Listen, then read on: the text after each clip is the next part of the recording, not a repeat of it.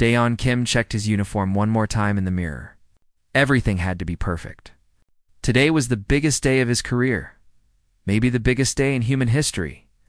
The Volanus Empire was hosting Earth's diplomatic team for the first time ever. One wrong move could ruin everything between humans and one of the most powerful alien civilizations in the galaxy. The ship's intercom crackled to life. All diplomatic personnel report to the shuttle bay in 15 minutes. Daeon took a deep breath. He was only a corporal, just part of the honor guard. All he had to do was stand straight, look professional, and not mess up. How hard could that be? Captain Mingi Choi gathered the team in the shuttle bay. She looked stern the way she always did before important missions. Listen up, everyone. The Volanus people are not like us. They don't show emotions the way we do. They've trained themselves for thousands of years to stay calm and controlled. No matter what happens, no matter what you see, keep your face neutral. Don't stare. Don't gasp. Don't react. Understood? Everyone nodded. Daeon nodded too, but his stomach was doing flips. He'd read all the briefings about Volanus culture. They were beautiful beings, with skin that glowed with soft light. But they considered strong emotional reactions to be primitive and rude. The worst thing he could do was act surprised or impressed. The shuttle descended through Volanus Prime's atmosphere. Through the window, Daeon could see the crystalline moon's surface sparkling like diamonds. Cities made of glass and light stretched across the landscape. It was the most amazing thing he'd ever seen. But he kept his face blank, just like he'd been trained. The landing pad was enormous. It's made of some kind of white stone that seemed to glow from within. A group of Volanus officials stood waiting. They were tall and thin, with pale blue skin that gave off a gentle silver light. They wore long robes that seemed to flow like water. Their faces showed no expression at all. Captain Choi led the human delegation down the shuttle ramp. Daeon followed, keeping his steps measured and steady. The Volanus head diplomat bowed slightly, and the captain bowed back. They exchanged formal greetings in careful, precise language. "Welcome to Volanus Prime," the alien diplomat said. His voice was calm and musical. "We are honored by your presence. Please, follow us to the ceremonial hall. Princess Hound herself will receive you." Daeon's heart skipped. The princess. He hadn't expected royalty to actually attend. He thought it would just be regular diplomats and officials. They walked through corridors made of crystal. Light seemed to come from everywhere and nowhere at once. Other Volanus people passed by, all of them moving with perfect grace, all of them showing no emotion whatsoever. It was eerie how controlled they all were. The ceremonial hall was massive. The ceiling stretched up so high that Daeon couldn't see the top. Hundreds of Volanus citizens stood in perfect rows, all silent, all waiting. At the far end of the hall was a raised platform with a throne made of pure white crystal. "The delegation will proceed to the center," a Volanus official instructed. "When Princess Hound enters, you will bow. The captain will speak the formal greeting. Then each member of the honor guard will be introduced individually." Daeon felt sweat forming on his forehead. He hadn't known about individual introductions. He thought he'd just stand there looking professional. Now he'd have to actually interact with alien royalty. A deep tone rang through the hall. Everyone became even more still than before, which Daeon hadn't thought was possible. A door behind the throne opened. Princess Hound entered. And Daeon forgot how to breathe. She was the most beautiful being he'd ever seen. Her skin glowed with soft purple and blue light that shifted and flowed like the northern lights. Her hair, if you could call it hair, seemed to be made of living silver that floated around her head. Her eyes were like galaxies, deep and endless. She moved with such grace that she seemed to float rather than walk. Daeon stared. He couldn't help it. He knew he was supposed to keep his face neutral, but his mouth had fallen open slightly, and his eyes were wide. Captain Choi elbowed him sharply in the ribs. He quickly closed his mouth and tried to look normal, but it was too late. He'd already messed up. Princess Hound took her seat on the throne. She looked out over the assembled crowd with a face that showed nothing. No happiness, no boredom, no interest. Just perfect, controlled neutrality. The captain stepped forward and delivered the formal greeting perfectly.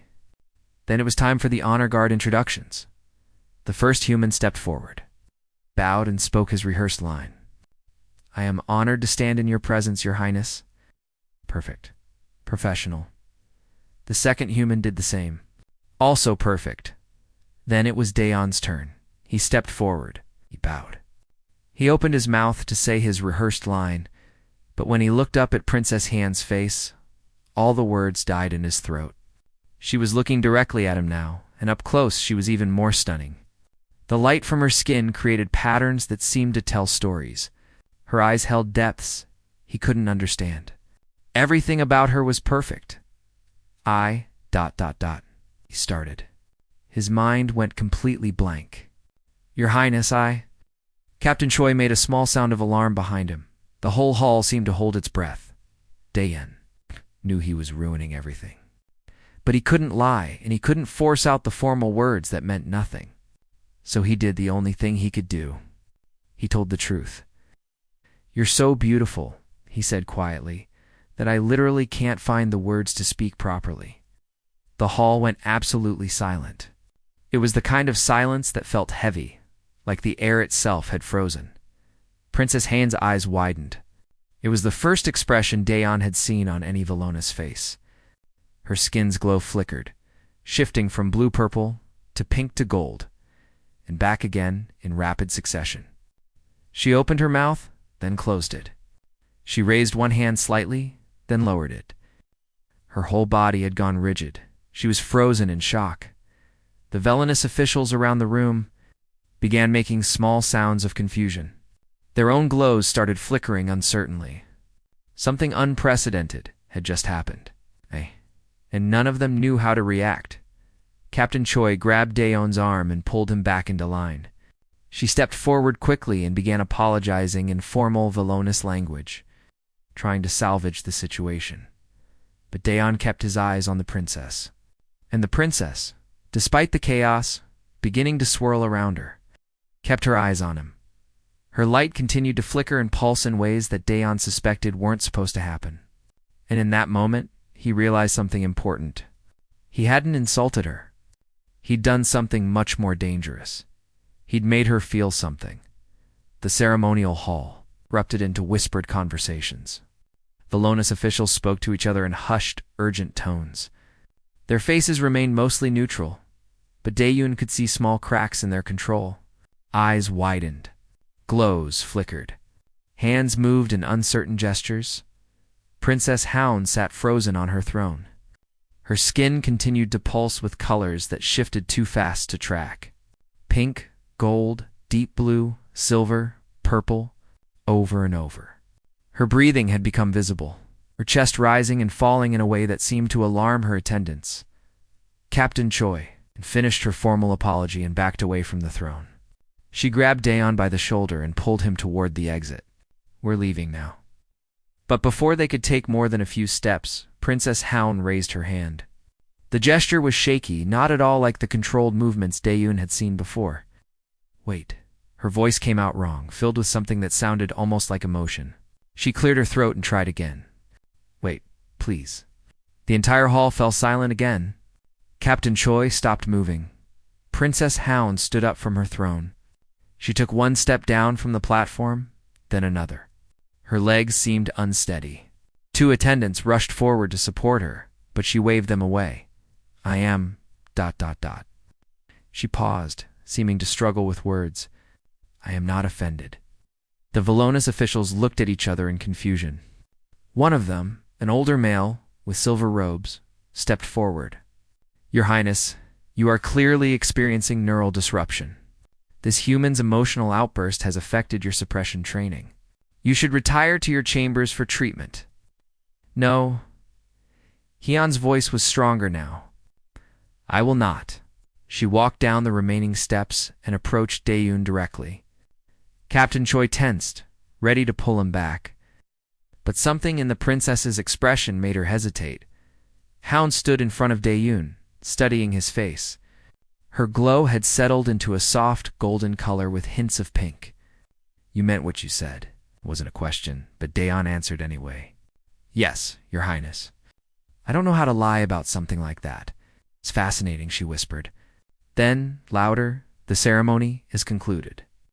The human delegation will be shown to their quarters. I request a private audience with this human tomorrow. The silver-robed official looked alarmed.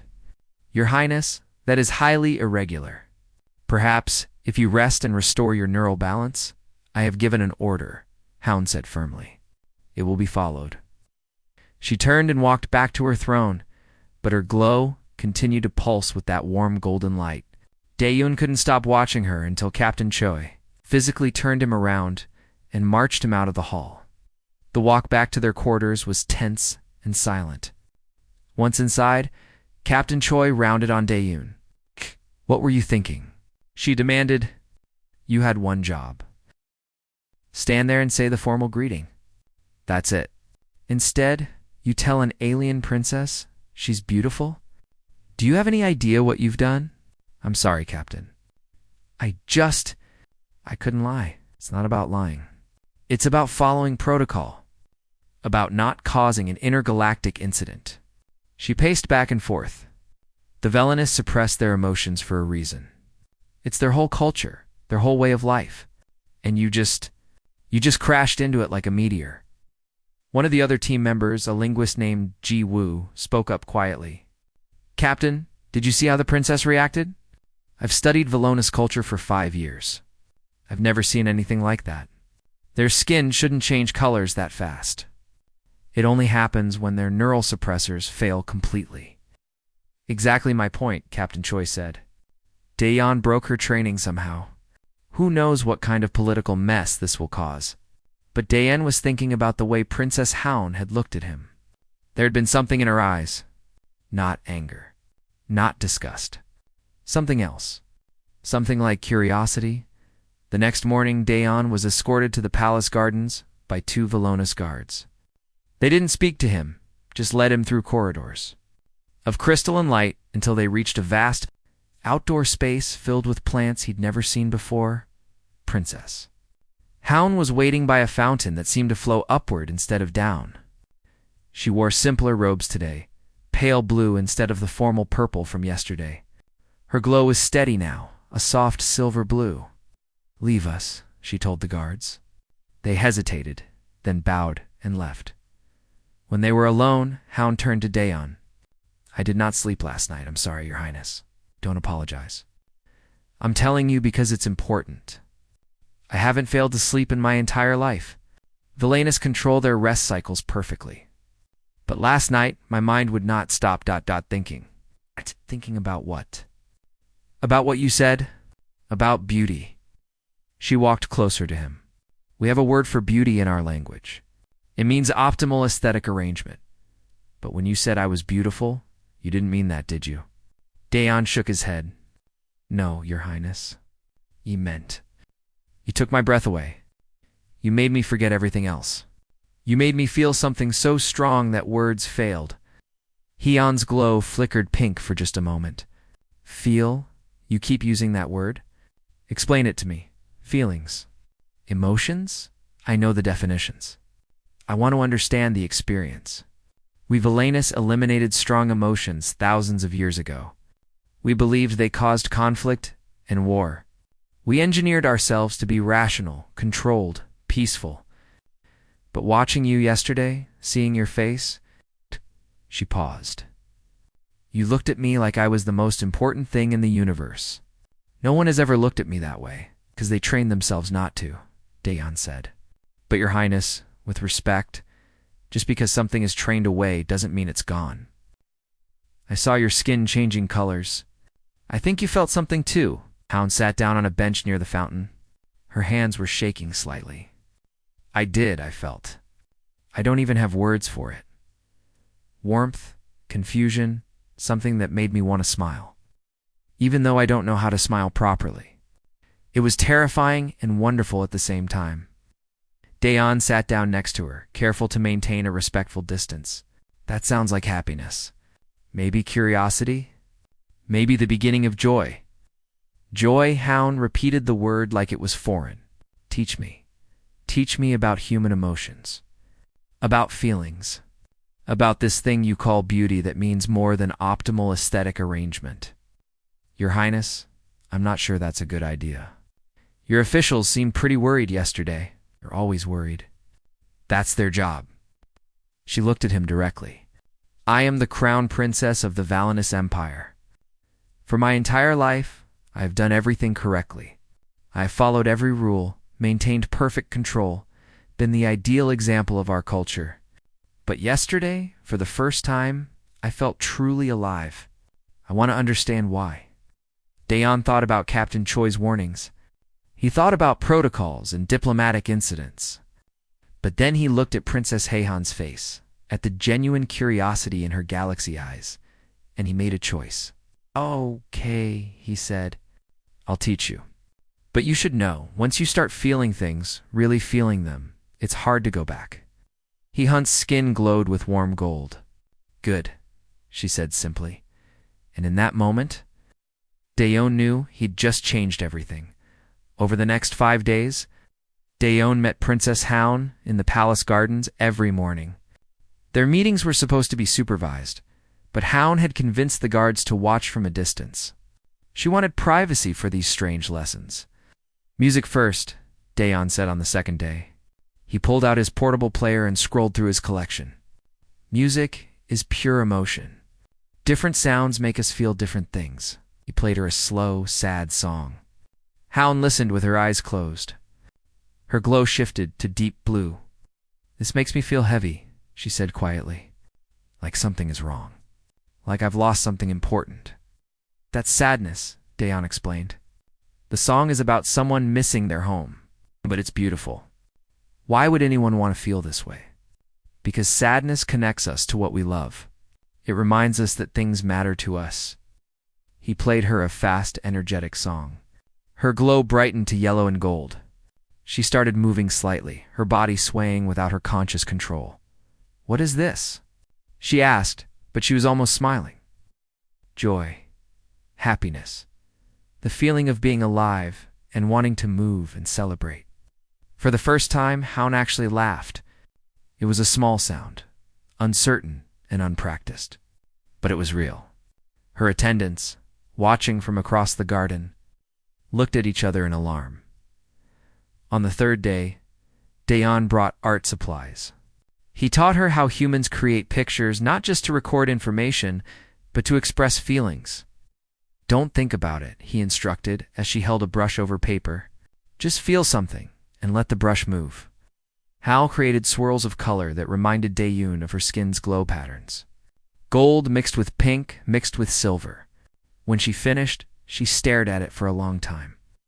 This is what I feel when I'm near you, she said softly. Then her eyes widened and her glow turned bright pink. I shouldn't have said that. Why not? Daeon asked, his heart beating faster. Because I don't know what it means. I don't know what this feeling is, Daeon wanted to tell her. He wanted to say that he felt the same way, that every morning he couldn't wait to see her, that her laugh had become his favorite sound in the universe. But he held back. She was a princess. He was just a human corporal. And he was supposed to be teaching her about emotions, not making her feel complicated ones about him.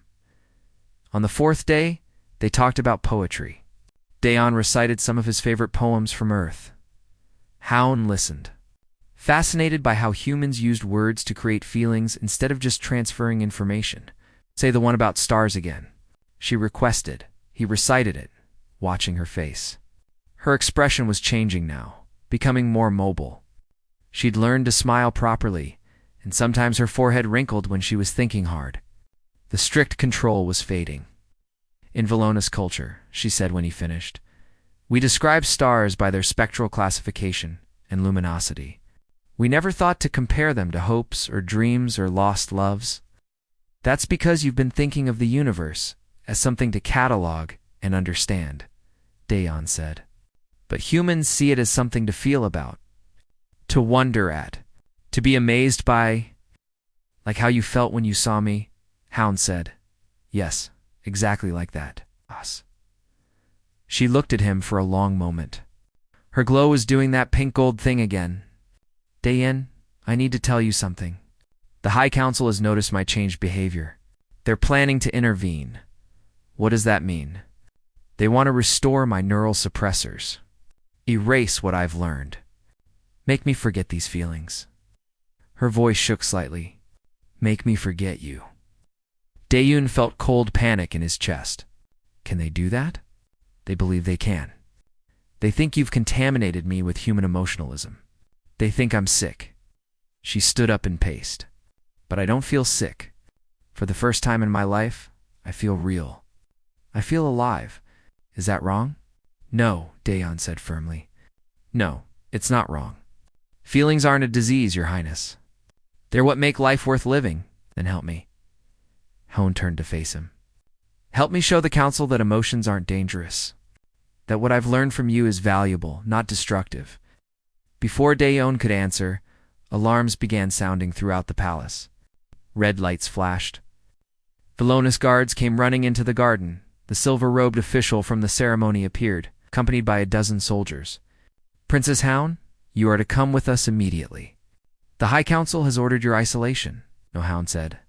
I refuse. It is not a request, Your Highness. Your neural patterns have become dangerously unstable. You are experiencing emotional volatility that threatens your health and judgment. I am experiencing life, Hound shot back. Real life, not the controlled existence you've forced on our people. The official looked at Daeun with cold eyes. This is his doing. The human has infected you with primitive emotional responses. We should never have allowed contact. Daeun hasn't infected me with anything. He's shown me what we lost when we support. Star emotions. He's shown me truth. Two guards moved to take Hyun's arms. She pulled away, her glow flaring bright red. Daeun had never seen that color from her before. Don't touch her, he said. Stepping between the guards and the princess, more guards arrived, these ones carrying weapons. Captain Choi came running into the garden with the rest of the human team. Stand down, Corporal, she ordered. Captain, they're going to erase her memories. They're going to take away everything she's learned. That's their cultural practice. It's not our place to interfere. Daeun looked at Hound. She was standing straight, glowing with that fierce red light. Her face showing fear and determination and anger and hope all at once. She looked more alive than anyone he'd ever seen. I can't just let them do this, he said. Oh, those are orders. But Hound spoke up, her voice clear and strong. I am the crown princess of the Villainous Empire, and I am ordering all of you to stand down. The silver-robed official shook his head. Your Highness, you are not in command of yourself. The High Council's authority supersedes yours in cases of neural compromise. Then I invoke my right to public address. By ancient law, any member of the royal family can speak directly to the people. You cannot stop me. The official's face showed the first real emotion Daeun had seen from a villainess besides Hound. It was fear, Your Highness. Please reconsider activate the planetary broadcast system, Hound commanded. Now, or I will make sure every citizen knows you denied me my legal rights. There was a tense moment of silence. Then the official gestured to one of his assistants. Do it. Throughout the palace, throughout the entire planet, broadcast screens flickered to life. Millions of villainous citizens stopped what they were doing to watch their princess. Hound stood before the camera, glowing with every color Daeun had taught her to feel, and she began to speak. My people, I have something important to share with you, something that will change everything. Princess Hound stood before the broadcast camera, and every villainous citizen across the planet watched. In homes, in workplaces, in public squares, millions of faces turned toward screens. The silver-robed official stood to the side, his expression tight with worry. Daeun held his breath. Captain Choi put a hand on his shoulder, whether to restrain him or comfort him. He couldn't tell. Hyun's glow shifted through colors as she spoke, showing her emotions in real time for everyone to see. For thousands of years, we Villainous have prided ourselves on emotional control. We engineered our minds to suppress feelings we believed were primitive and dangerous. We told ourselves this made us civilized, superior, peaceful. She paused, her light flickering to deep blue. But I have learned something in the past few days that has shaken everything I thought I knew. I have learned what we sacrificed to achieve this control. On screens across the planet, Villainous citizens leaned closer. Some of their glows began to flicker uncertainly. A human named Dayun looked at me and told me I was beautiful. He didn't mean it in the clinical sense of optimal aesthetic arrangement. He meant that seeing me moved him so deeply he couldn't speak properly. He felt something so powerful it overcame his ability to function. Her voice grew stronger. And when he said it, I felt something too. For the first time in my life, I felt truly seen. Truly valued. Not for my role or my training or my perfect control, but for being me. The silver-robed official stepped forward. "Your Highness, please, I'm not finished," Hound said firmly. "The Council wants to erase these feelings from me. They say I'm sick, that I've been contaminated by human emotions. But I have never felt more healthy, more alive, more real." She turned to face the camera directly. "They taught us that emotions cause conflict, but I think the truth is different. I think suppressing emotions caused something worse. It made us stop caring deeply about anything.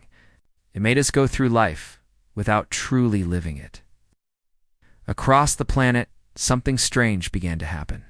In homes and workplaces, Villainous citizens started experiencing something they hadn't felt in generations.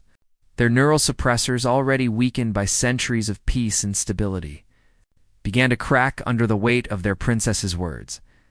A young Villainous woman in the capital city felt tears on her face and didn't understand what they were. An old man felt his chest tighten with something that might have been pride. A child laughed without knowing why. Hound continued speaking.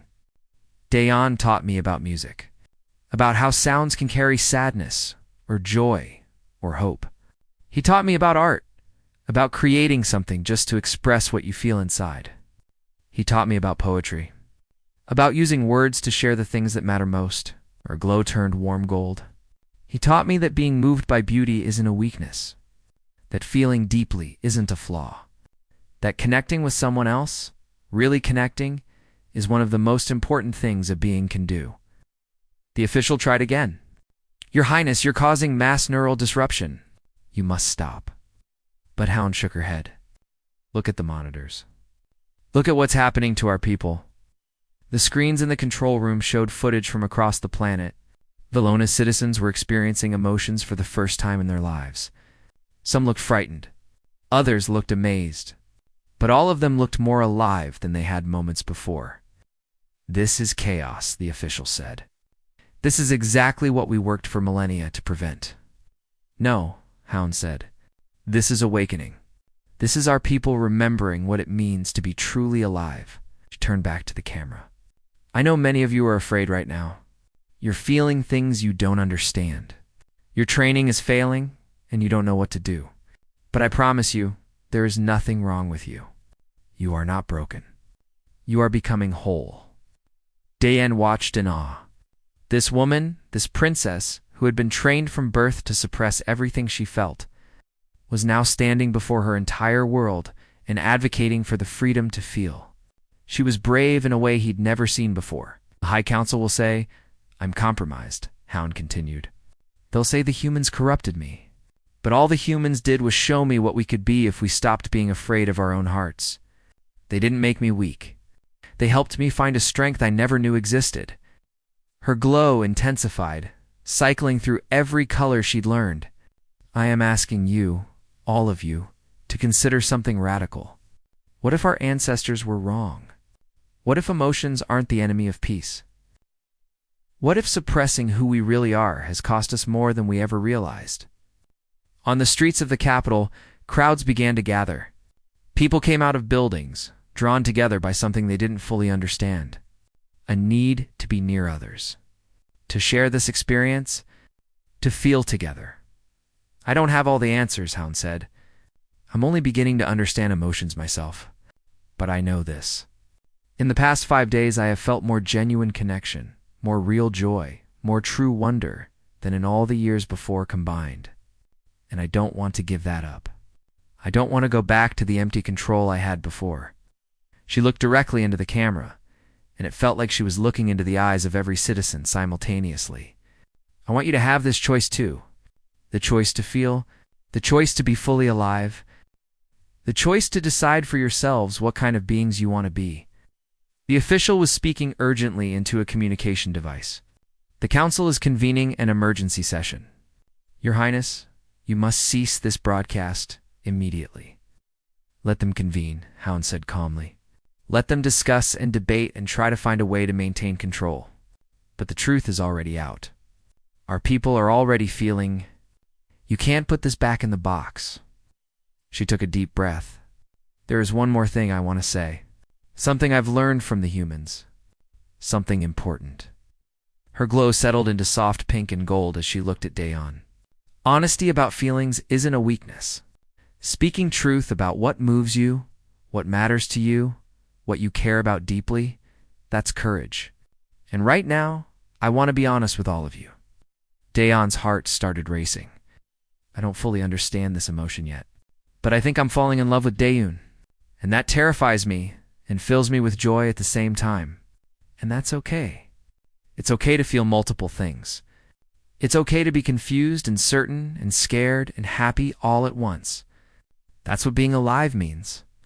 The silver-robed official made a sound of despair. Across the planet, millions of Vallona's citizens stood in stunned silence. Processing their princess's declaration, Captain, Choi whispered, "Oh my God." Dayon couldn't speak at all. Hound smiled.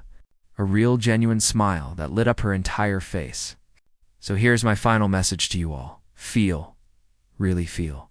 Experience life instead of just observing it. And don't let anyone tell you that makes you less civilized. If anything, it makes you more complete. She reached out and ended the broadcast. The garden fell silent, except for the sound of distant alarms. And the growing roar of crowds gathering outside the palace. The silence in the garden lasted only a moment before chaos erupted. TH's silver-robed official was shouting orders into his communication device. Guards were running in multiple directions, unsure what to do. Outside the palace walls, the sounds of the gathering crowds grew louder. Captain Choi moved to Dayon's side. We need to get you back to the ship. Now, this situation is about to get very complicated. But Hound stepped between them.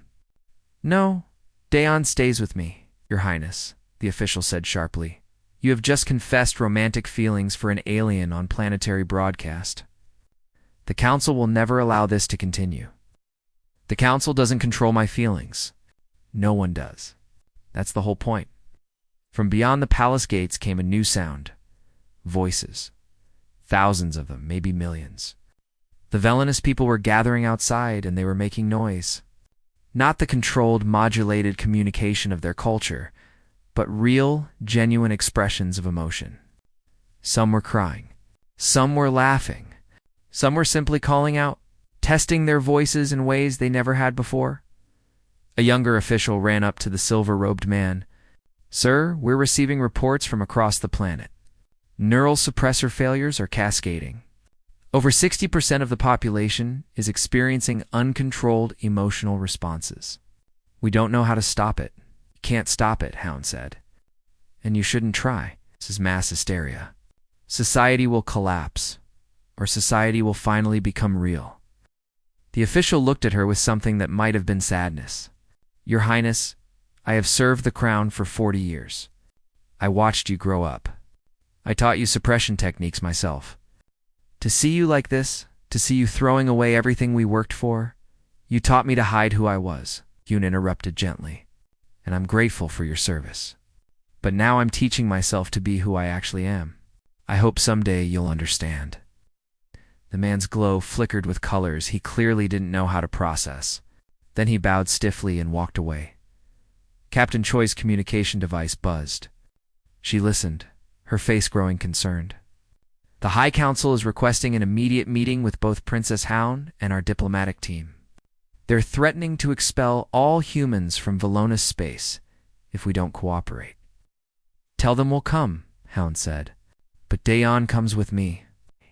They walked through the palace corridors toward the council chambers. Along the way, they passed Vallona's citizens who were experiencing emotions for the first time. Some touched their faces in wonder, feeling tears. Others held hands, discovering the comfort of physical connection. A few were arguing loudly, testing out anger and frustration in ways their culture had never permitted. "Is it always like this for humans?" Hound asked quietly as they walked. "All these feelings, all the time?" "Pretty much," Dayon said. "It can be overwhelming sometimes, but you learn to handle it, and the good feelings make the difficult ones worthwhile." "I'm scared," she admitted. "The council could force me to undergo suppression restoration. They could exile you. They could do a lot of things. Yeah, they could. But you know what? You just changed your entire civilization in one speech. Whatever happens next, you've already won." She looked at him, her glow warm and bright. "I couldn't have done it without you." "You absolutely could have. You just needed someone to give you permission to be yourself."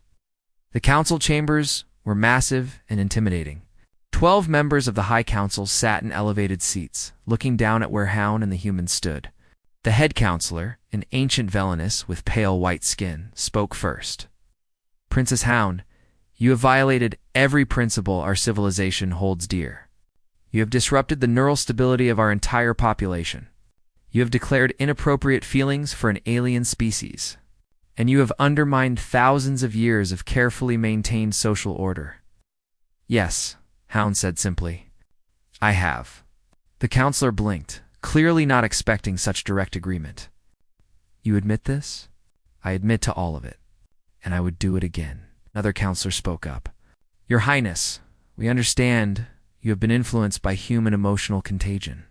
We are prepared to offer full restoration, with no punishment if you recant your broadcast and submit to treatment. I refuse. Then you leave us no choice but to remove you from the line of succession and impose mandatory neural restoration." Helm straightened her shoulders. "You could try, but you'd have to do it by force, and I wonder how the people outside would respond to that. They're feeling things now, real things, including loyalty to their princess who helped them awaken." As if to punctuate her words, a roar came from outside. The crowds had grown even larger. Captain Choi stepped forward. "Honored Council, if I may speak. I've been observing what's happened here, and I think there's a middle path you're not considering." "And what would that be?" the head counselor asked coldly. "Don't force suppression on anyone. But don't forbid it either. Let your people choose for themselves. Some might want to restore their neural suppressors. Others might want to explore emotions. Give them the freedom to decide." The council members looked at each other. One of them, a female with kind eyes, spoke up. "That would fundamentally change our society." "Your society is already changed," Captain Choi said. "The question is whether you guide that change or fight against it." There was a long silence. Finally, the head counselor spoke. "We will take this matter under advisement. In the meantime, Princess Hound, you are confined to the palace. The human delegation is to return to their ship." "No," Hound said. "If you confine me, I'll broadcast again. I'll keep broadcasting until every Valona citizen has heard the truth. You can't silence me without proving everything I said about suppression and control." The counselor's face showed frustration, another crack in the villainous emotional control. "What do you want?" "I want freedom for our people to choose their own path. I want the humans to be welcome here as friends and teachers. And I want permission to continue learning about emotions without interference. And if we refuse," Hound glowed bright gold, "then I'll stand with my people outside these walls, and we'll all learn about emotions together, with or without the council's approval." The threat hung in the air. Finally, the kind-eyed counselor spoke again. "Perhaps a trial period. We allow those who wish to explore emotions to do so under observation. We study the effects, and we make a final decision in one planetary cycle." The head counselor looked unhappy, but nodded slowly. "Very well, but there will be conditions. Strict guidelines." "Regular reports," Greedhound said. 3 months later, Dayon stood in the palace gardens with Hound. The gardens had become a gathering place for Valona citizens learning about emotions. Today, a group was having a music lesson, discovering how different sounds made them feel different things. Their glows flickered and pulsed in waves of color. 65% of the population has chosen to reduce or eliminate their neural suppressors, Hound said, reading from a datapad. The council is starting to accept it's permanent. How do you feel about that? Dayon asked. She smiled, the expression natural on her face now. Proud, happy, a little scared about the future, but mostly hopeful. That's a lot of feelings at once. I'm getting good at handling them. She set down the pad and took his hand. I have a good teacher. Dayon looked at their joined hands. He'd been permanently assigned as cultural liaison to Velonis Prime. The diplomatic relationship between humans and Velonis had never been stronger. Other alien species were now requesting human emotional education programs. You know what's funny? He said, I just told you the truth. That you were beautiful. That's all I did. That's everything you did, Hound corrected. You showed me that honesty about feelings isn't weakness. That vulnerability is strength. That being real is more important than being perfect.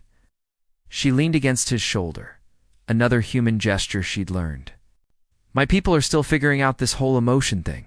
Some days are harder than others. Some people choose to go back to suppressors, and that's okay too. But at least now, it's a choice. And what about you? Dayon asked. Any regrets? Hion's glow cycled through colors: pink for affection, gold for joy, soft blue for contentment. Not a single one. Well, maybe one small regret. What's that? That I wasted so many years not feeling anything, but I can't change the past. I can only appreciate the present. She looked up at him. And right now, in this present moment, I feel incredibly lucky. Dayon kissed the top of her head, another gesture she'd come to love. Around them, Velonis citizens laughed and cried and sang, and argued and hugged and lived. Really lived. The galaxy had changed because one human told one alien princess she was beautiful. Because he'd been honest when honesty was unexpected. Because he'd refused to hide what he felt. Sometimes the smallest truth can start the biggest revolution. And sometimes, telling someone they take your breath away can help an entire civilization remember how to breathe.